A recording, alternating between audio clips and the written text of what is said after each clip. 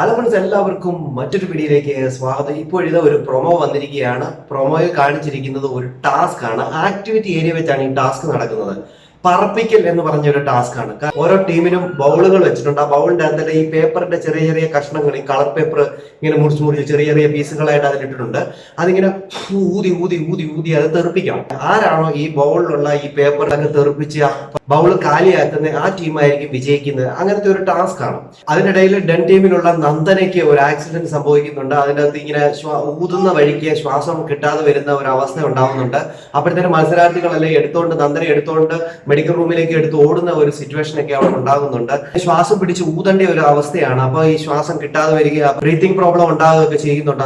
അപ്പോൾ തന്നെ നന്ദനയെ എടുത്തുകൊണ്ട് മെഡിക്കൽ റൂമിലേക്ക് മത്സരാർത്ഥികൾ ഓടുന്നതായിട്ടാണ് പ്രൊമോയിൽ കാണിച്ചിരിക്കുന്നത്.